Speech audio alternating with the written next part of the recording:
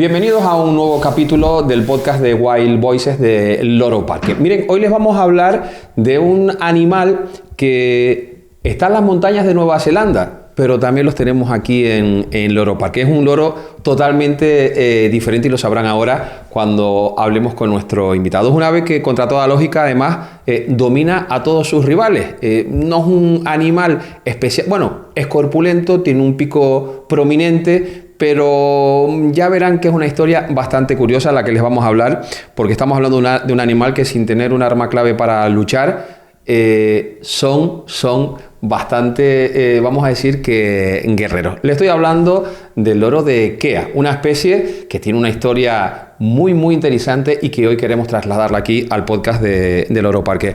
Rafa Zamora, ¿cómo estás? Bienvenido de nuevo. Muy bien, hablando de loros. Hablando de loros, que no quedaba otra cosa. Por supuesto. ¿Por qué este loro que el otro día me contabas, Raúl? Tenemos que hablar mucho de este loro porque tiene una historia muy especial.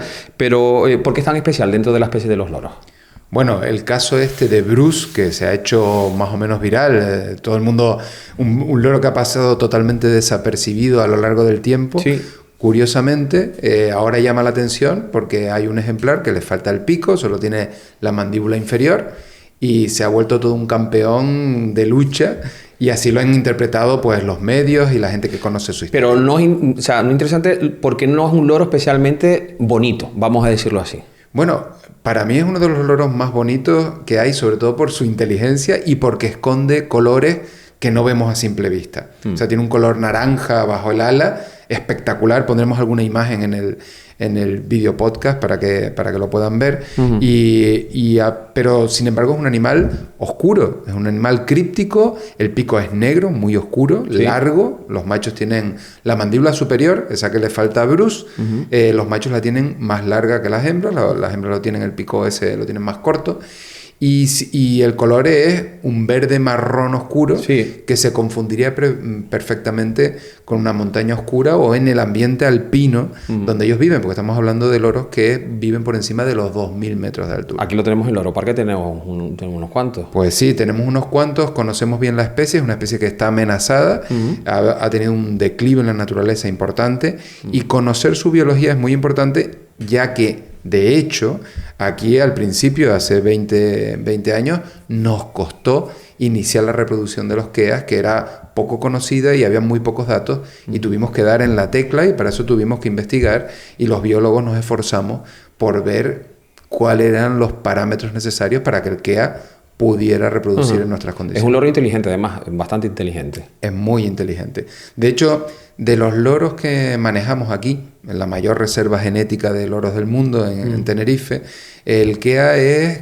quizás el más inteligente de todos los loros con los que trabajamos. Y eso, que tenemos algunos que destacan muchísimo a nivel cognitivo, pero el kea es sobre todo listo porque es muy curioso, ¿sí? Y lo intenta mucho sin parar. Es un animal que, vamos a decir, la palabra es apetecible para las personas para que tenerlos en las casas, como teníamos los loros grises, no es un animal, es un animal complicado para tenerlo para que sea doméstico. Sí, realmente no es una mascota, es un animal que necesita eso es importante. Espacio, que necesita un hábitat especial. Hablamos del ambiente alpino, aquí sí, en Tenerife. Cuando se reproducen, bajo cuidado humano, en medio controlado, es cuando el Teide tiene nieve. O sea, si tenemos temperaturas bajas como este año... Bueno, como lo de este año no, esto ya es una cosa que estamos ya entrando casi en el mes de mayo y estamos con unas temperaturas también que no son nada normales a estas alturas del año.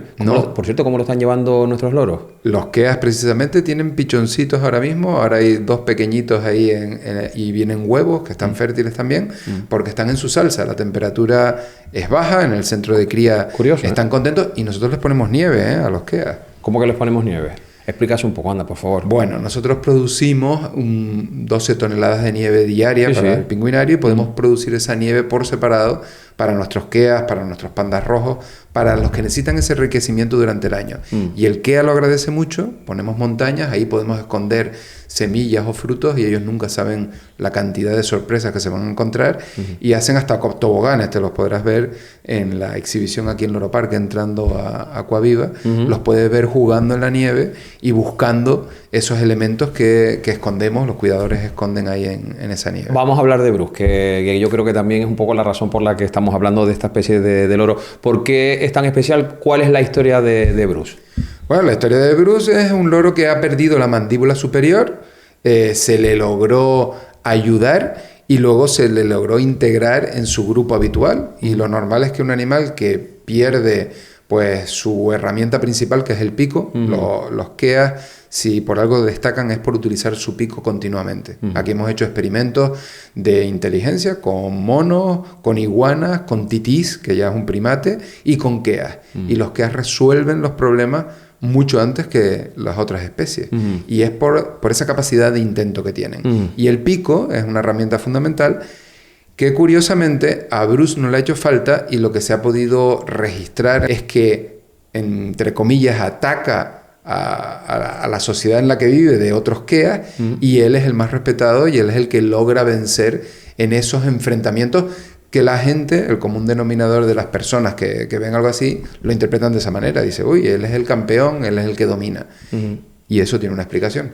Pues cuéntanosla. Bueno, la explicación la hemos observado aquí en Tenerife, en Loro Parque, porque tenemos un grupo de keas importante, interesante, los conocemos hace mucho tiempo, hemos criado durante generaciones esta especie, y cuando criamos un bebé, si lo tenemos que criar nosotros a mano, hay que integrarlo y borrarle esa conducta humana. Nosotros no buscamos la impronta del animal, sino queremos que sean loros, ¿no? Y eso lo logramos integrándolos en grupos sociales, y donde vemos el comportamiento de esos bebés, tanto bajo cuidado humano como criados por sus propios padres.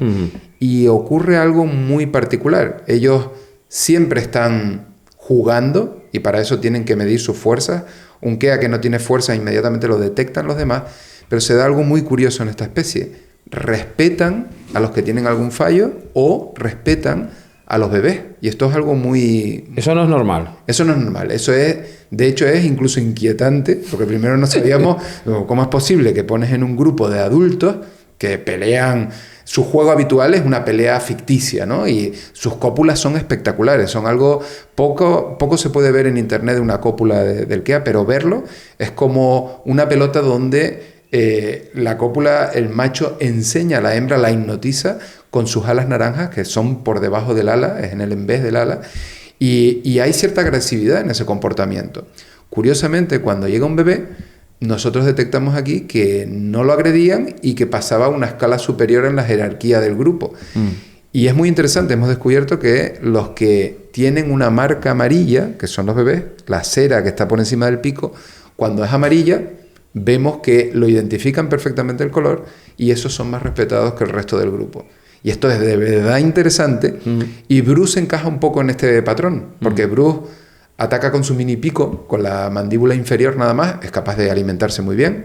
Conocemos muchos loros que han perdido la mandíbula superior y conviven en pareja, incluso pueden reproducirse, pero en el caso del kea había una duda, y es una maravilla verlo cómo se defiende con los demás y logra que lo respeten, y seguramente tiene que ver con esa falta del pico, en donde no le hace ni mucho menos inferior al resto. O sea, que es curioso porque se da todo lo contrario que en otras especies. O sea, en una especie, como tú decías, de animal, cuando detectan algún tipo de discapacidad o de debilidad, eso es muy complicado que el animal pueda sobrevivir, y curiosamente aquí se da justo lo contrario. Lo que hace es que tengas que ser un superviviente, poco menos que tienes que ser un superviviente, y dice, aquí o yo me hago el fuerte o me comen. Y eso es lo que ha pasado con Bruce. Exactamente. Los loros en general son muy sociales, los keas lo son más. De hecho, son conocidos por romper coches completos en Nueva Zelanda. O sea, es el típico que aparca en un mirador y te saca la goma del parabrisas, o es capaz de incluso pincharte las ruedas. O sea, juegan con la goma, juegan con todo. Tienen una conducta particular, pero siempre juegan en equipo.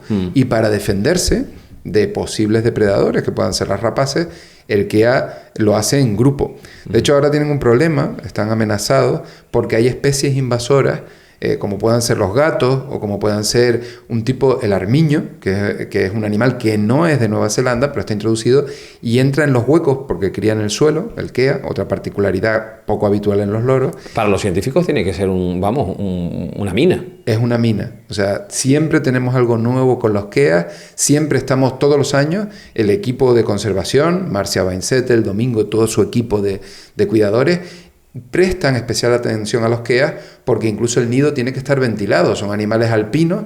Si hay mucho calor, tenemos que lograr una refrigeración, una ventilación, porque los bebés nacen, los pichones nacen con mucho plumón, parece un muñeco gris, casi un muñeco de nieve, con tonalidades blanquecinas, y no aguanta el calor. Cuando hay calor lo pasan mal. Entonces tenemos que buscar cómo adaptarlos y cómo controlar incluso la incubación es diferente que otro tipo de loro. Ah, sí. ¿En qué partes del mundo se encuentra el kea ahora mismo?